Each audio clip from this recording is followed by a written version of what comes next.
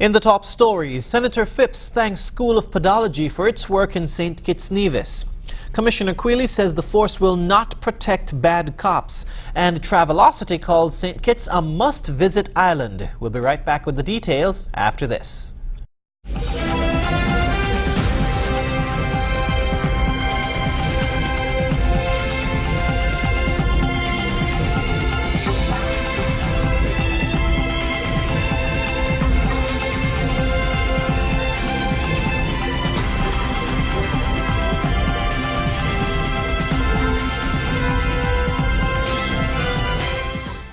Hello and welcome to the ZIZ Channel 5 newscast. I'm Jason Davis.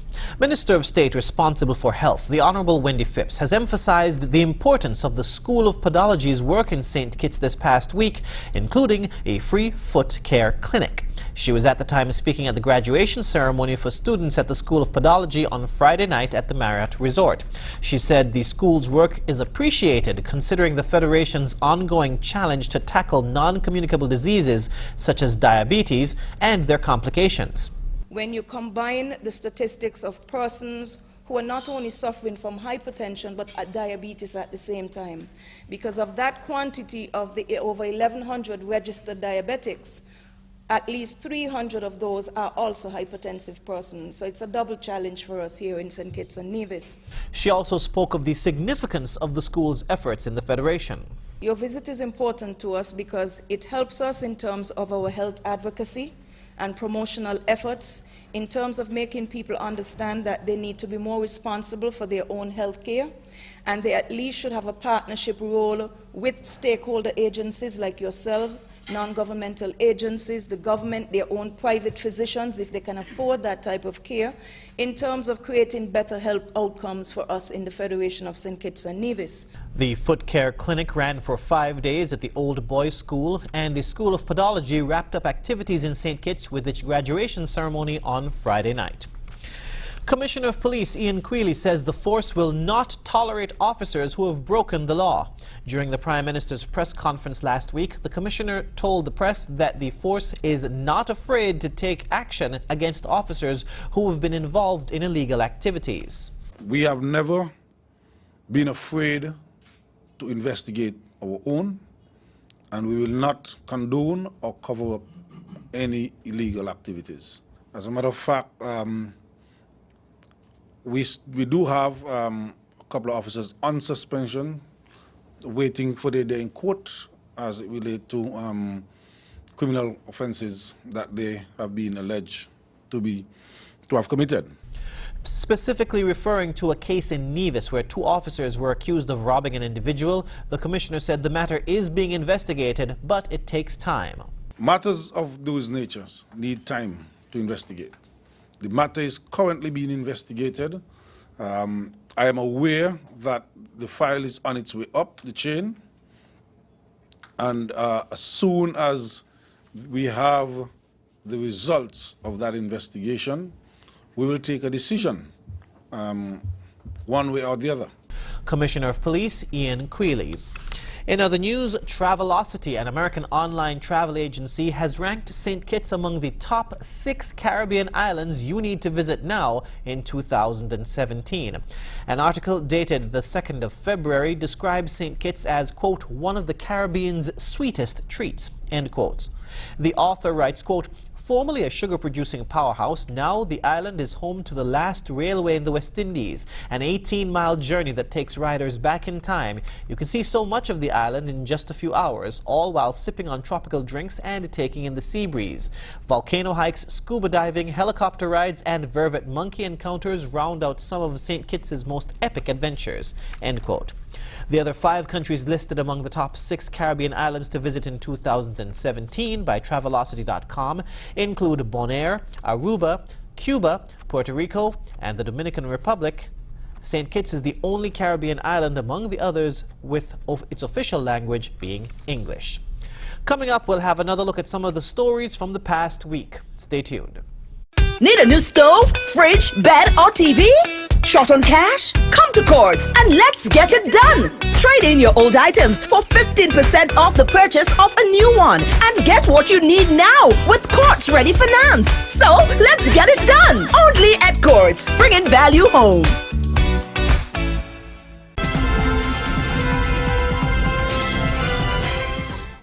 Prime Minister Dr. the Honorable Timothy Harris has announced that the country's debt-to-GDP ratio now stands close to 60%, which is in line with international standards.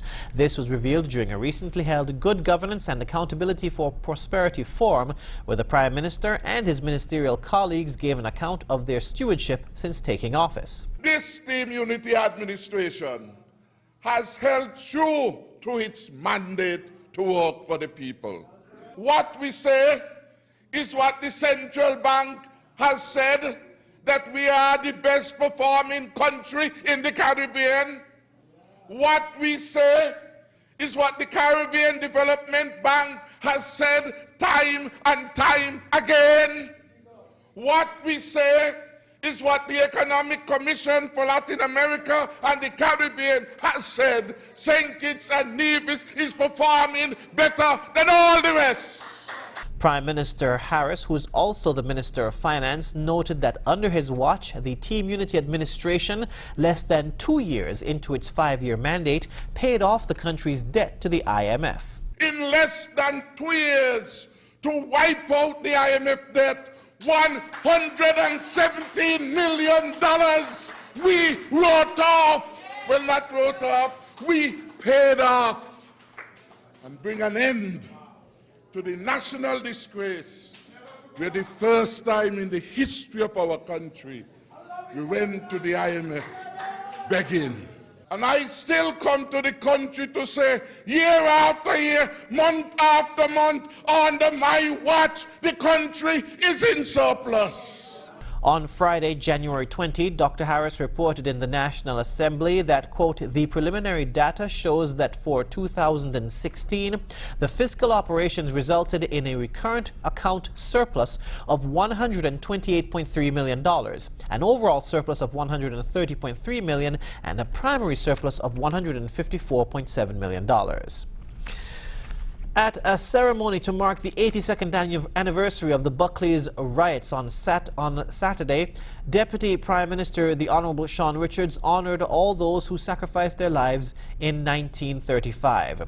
In his address at the anniversary ceremony, Minister Richards specifically mentioned Joseph Samuel, Alan James, and James Archibald.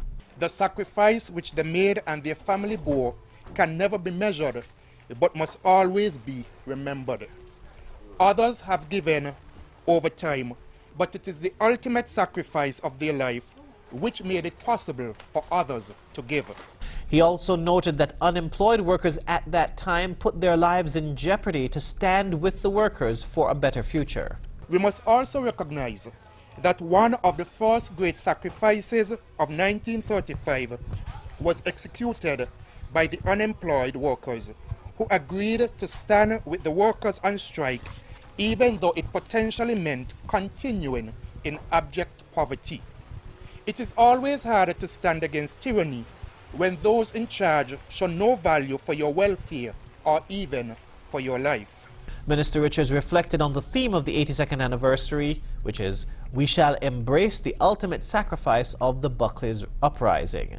He noted that it is a timely reminder of the multifaceted nature of one of the most significant incidences of our nation's history. And speaking of history, History and Heritage Month 2017 was launched on Wednesday at Matheson House at Taylor's Range. More in this report.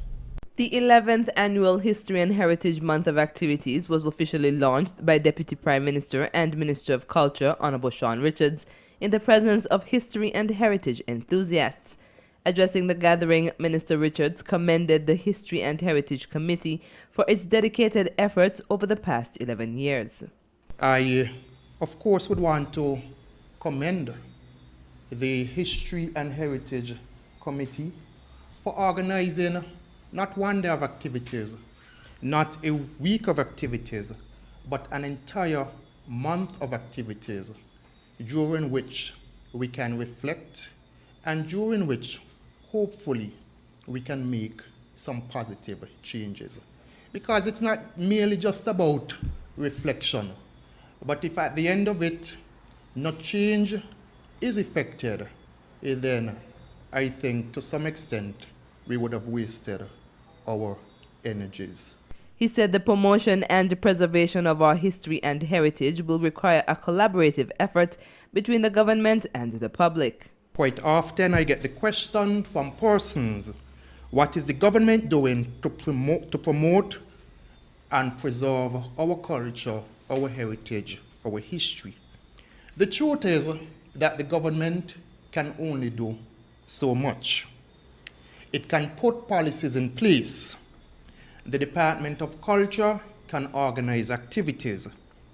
It can hold programs to create awareness and to stimulate action. However, at the end of it all, our culture is about all of us. The theme for the month is Statehood, a Milestone to Freedom. President of the Brimstone Hill National Park Society, Sir Probin Innes, said statehood is a significant part of our history that must be taught.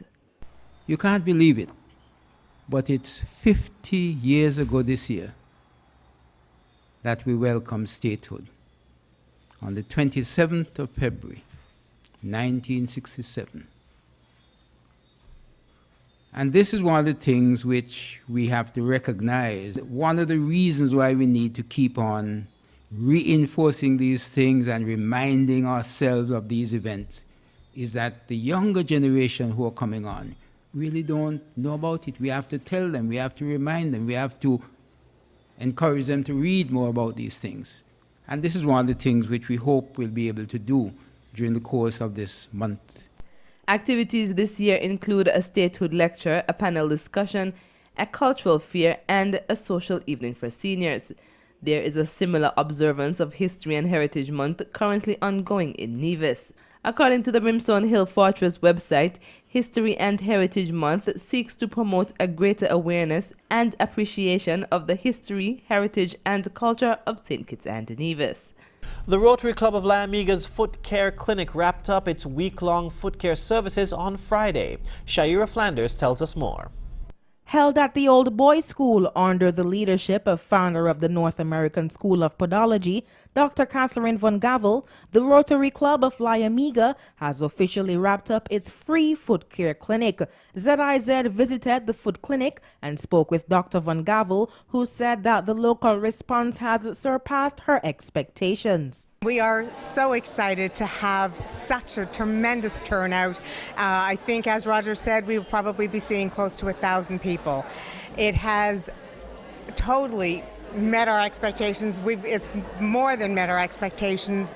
We have such wonderful people here, and we've been able to help people that in some cases hadn't ever been able to cut their toenails for years and don't want to ask anybody. So they come to us with years of growth, and we're able to give them their feet back and make them look like they have new feet. After paying a courtesy call to Prime Minister Dr. the Honorable Timothy Harris, Rotary District Governor for District 7030, Roger Bose, visited the clinic and said he believes the services would be most beneficial for families. I believe that the figures that have been told to me previously were that several hundred people and perhaps even as many as 1,000 people may eventually pass through here. So for people to get an opportunity to have their feet looked after or get some advice perhaps if they have a problem, especially knowing how important it is from the aspect of, I know there are many cases of foot problems when it comes to people who suffer from diabetes, for example. So I would imagine that the advice and the treatment that they get here will be good for them and for them to pass on to their families. ZIZ spoke with one of the clients, 80-year-old Josephine Onu, who expressed how she felt after receiving care for her feet. I feel happy, and I feel that I have new feet. Nurses from the Community Health Services of the Ministry of Health were also on hand to provide health checks on blood sugar and blood pressure levels. The 5-day hands-on clinic was organized to help Kittitians and Nevisians with skin and nail-related foot problems that include extreme rough and dry skin, painful cracked heels, and severely thickened toenails. The foot clinic opened on Monday, January 30th, and provided its final treatment services at midday on Friday, February 3rd. And well, now that the foot clinic, the 5-day foot clinic has wrapped up, it's back to work, back to North America. And well, I guess we'll have to wait until 2019 when they return and they serve the Federation of St. Kitts and Nevis once more and give everyone new feet. Thank you all so much. We can't wait to come back and see you again. It's been a pleasure having you, Dr. Catherine Van Gavel. Thank you so much. Reporting from the Old Boys School, I am Shaira Flanders for ZIZ News. After the break, St. Martin police investigating a daylight jewelry store robbery, and protests continue against Donald Trump's immigration ban. Stay tuned. Need a new stove, fridge, bed, or TV? Short on cash? Come to Courts and let's get it done! Trade in your old items for 15% off the purchase of a new one and get what you need now with Courts Ready Finance. So let's get it done! Only at Courts, bringing value home.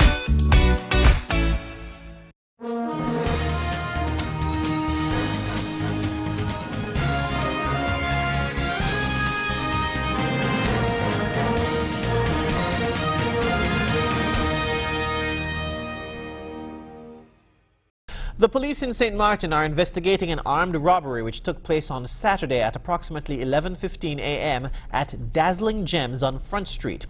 According to reports, 4 masked and armed men arrived in the jewel store in a blue Suzuki Jeep with heavily tinted windows, carrying an old taxi license plate. Amateur video showed the men using hammers to smash the jewelry showcases and removing a still unknown quantity of jewelry. The robbers then fled in the Jeep in the direction of Sucker Garden. Media reports indicate several police patrols were informed of the robbery and started searching the area for the suspects and the vehicle. The investigation is ongoing.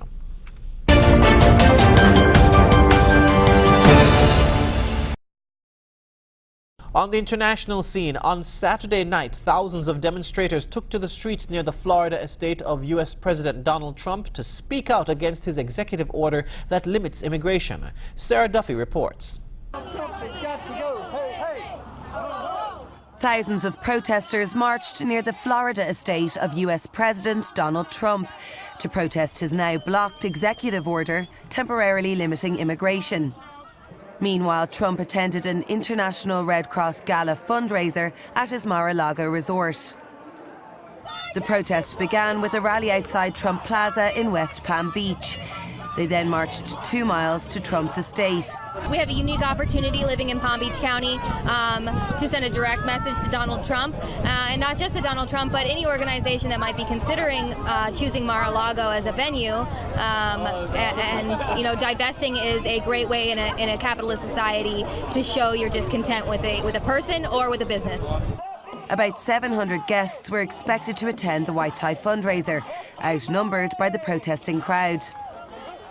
Demonstrators shouted anti-Trump slogans and earlier in the day set up a flag-draped coffin that they said represented the death of democracy.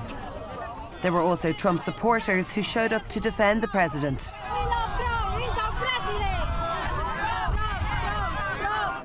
Cocktail hour on the lawn of Trump's estate ended with fireworks as about 24 law enforcement officers in riot gear controlled crowds outside. Similar protests were held across the US and in many European capitals. We'll be right back with a recap of the top stories. Stay tuned.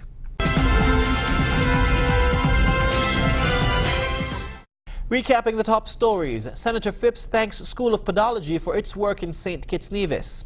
Commissioner Quealy says the force will not protect bad cops. And Travelocity calls St. Kitts a must-visit island. And that's it for the ZIZ Channel 5 newscast. Thank you for joining us. I'm Jason Davis.